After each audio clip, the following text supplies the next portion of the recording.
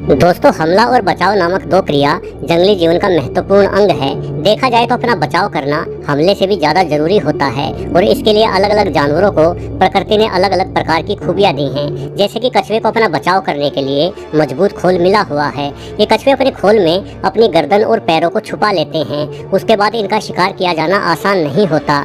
हालांकि किसी मगरमच्छ का ताकतवर जबड़ा कछुए के खोल को भी तोड़ डालता है, किंतु फिर भी कछुए का ये मजबूत खोल उसे मिला प्रकृति का एक बेशकीमती तोहफा ही है। तो चलिए आज के वीडियो में कुछ ऐसे ही विशेष गुणों के बारे में जानते हैं जो गुण प्रकृति ने अपनी रक्षा के लिए विभिन्न जीवों को प्रदान किए हैं। मजबूत कवच। दोस्तों, मजबूत खोल सिर्फ कछुओं के ही पास नहीं होता, बल्कि कई अन्य जीव भी ये विशेष गुण रखते हैं। कई तरह के घोंगे और केकड़ों के पास भी बेहद ही कठोर कवच होता है। ये कवच इन जीवों के लिए सिर्फ उनकी रक्षा का ही सामान नहीं होता, बल्कि उनके लिए उनके घर के ही समान होता है। ऐसा घर जो न सिर्फ इन जीवों की रक्षा करता है, बल्कि इन्हें बारिश और अन्य प्रकार के खराब मौसम से भी बचाता है। खोल में रहने वाले ये जीव अपने खोल से बाहर जीवित नहीं रह पाते। कई बार खोल के हट जाने के बाद ये जीव इंसानी वस्तुओं को भी खोल के रूप में इस्तेमाल करना शुरू कर देते हैं। उदाहरण के लिए यहाँ इस वीडियो में देखिए, यहाँ ये केकड़ा एक गुड़िया के सर को ही अपने खोल के रूप में इस्तेमाल कर रहा है। आर्माडिलो नामक प्राणी, जो मुख्यतः मध्य एवं दक्षिणी अमेरिका में पाया जाता है, अचानक से खतरा पाते ही बॉल जैसी आकृति धारण करते हुए अपने मजबूत कवच में छुप जाता है। माना जाता है कि ये कवच इतने मजबूत होते हैं कि छोटे रिवॉल्वर की गोली तक को झेल सकते हैं। वहीं मगरमच्छ की कमर की त्वचा भी बेहद ही मजबूत कवच के समान होती है। जहां एक और किसी विल्डेबेस्ट या जेबरों के खुरों के एक ही वार से कोई शेर भी परलोक पहुंच सकता है, वहीं दूसरी ओर मगरमच्छ की मजबूत त्वचा पर ये खुर बेअसर ही रहते हैं। अपने मजबूत कवच के दम पर ही मगरमच्छ छुपकर बड़ी ही आसानी से मजबूत खुरों के वार को झेलते हुए भी शिकार कर लेता है। शाही एक अन्य जीव है जिसके ऊपर कांटों का कवच होता है, जिस वजह से इसे मार डालने की कोशिश करना किसी भी जीव के लिए बेहद जोखिम भरा कार्य है, क्योंकि शाही के नुकीले कांटे हमला करने वाले जीव को जानलेवा जख्म दे सकते हैं।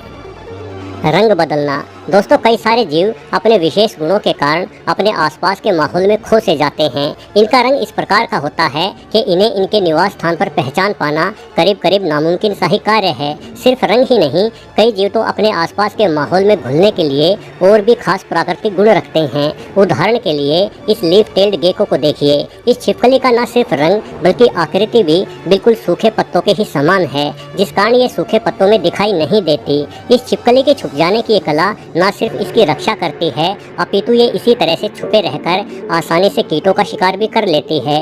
टिड्डे भी अपने आसपास के माहौल में खो से जाते हैं। कई प्रकार के टिड्डे हूबहू पौधों की शाखाओं जैसे ही दिखाई देते हैं। वहीं तितलियों को भी अपने पंखों पर बनी विशेष आकृतियों के कारण फूल पत्तियों पर बैठे हुए देख पाना शिकारियों के लिए कड़ी चुनौती होती है।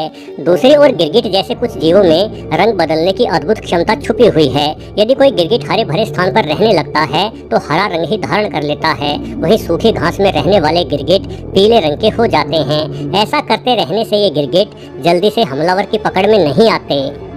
आकार में बदलाव। दोस्तों, रंग बदलने की क्षमता सभी जीवों में नहीं होती। ऐसे ही कुछ जीवों ने खुद की रक्षा के लिए एक नया तरीका खोज लिया है, जो है आकार में बदलाव। पफर फिश या ब्लोफिश दुश्मन को सामने पाते ही भारी मात्रा में अपने भीतर हवा और पानी भर लेती है, जिस वजह से ये बेहद ही मोटी और बॉल जैसी दिखाई देती है। यानी अब शिकारी द्वारा इसे गले से नीचे उतार पाना उतना आसान नहीं रहता, इसलिए शिकारी इस मछली को छोड़कर आगे बढ़ जाता है। वहीं उत्तरी ऑस्ट्रेलिया में एक बेहद ही अनोखी छिपकली पाई जाती है, जिसे फ्रिल्ड लिजर्ड कहा जाता है। करीब 2 से 3 फीट लंबी हो जाने वाली ये छिपकली बिल्कुल भी खतरनाक नहीं होती, किंतु इसके गर्दन के चारों ओर एक पतली झिल्ली होती है। सामने खतरा दिखते ही ये छिपकली अपनी झिल्ली को फैला देती है, जिस वजह से ये काफी खतरनाक और तगड़ा जीव दिखाई देती है। अपनी झिल्ली को फैलाकर शिकारी को डराने की फ्रिल्ड लिजर्ड की ये अद्भुत कला अक्सर कामयाब होती है और इसके शिकारी भाग जाते हैं। इस छिपकली में एक और खासियत भी है, ये अपने पिछले 2 पैरों पर बेहद तेज गति से दौड़ सकती है।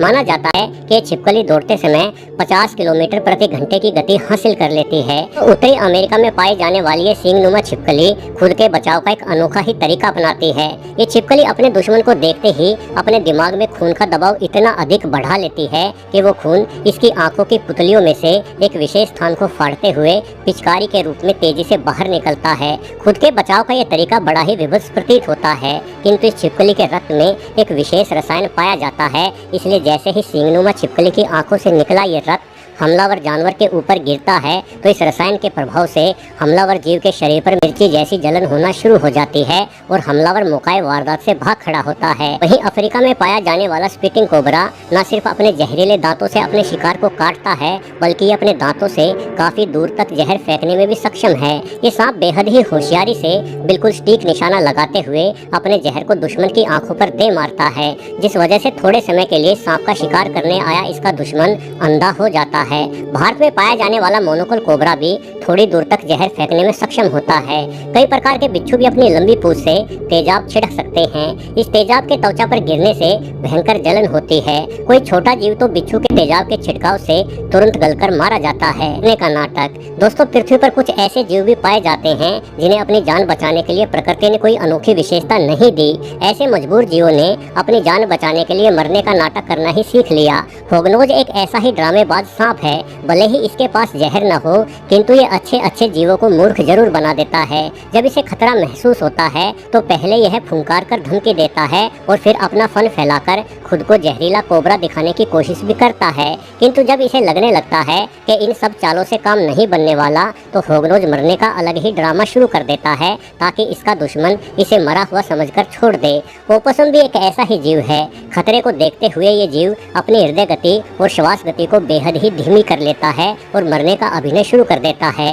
मरने के अभिनय के साथ साथ ओपोसम बेहद ही बुरी बदबू भी छोड़ता रहता है। इसकी इस बदबू के कारण कोई जीव इसके आसपास नहीं टिक पाता और हमला करने आया जीव जल्द ही ओपोसम को छोड़कर चला जाता है। मरने का नाटक करता हुआ ओपोसम अपने आसपास की हर घटना को देख रहा होता है, इसलिए जैसे ही इसे लगता है कि खतरा टल गया है तो ये तुरंत उठ खड़ा होता है।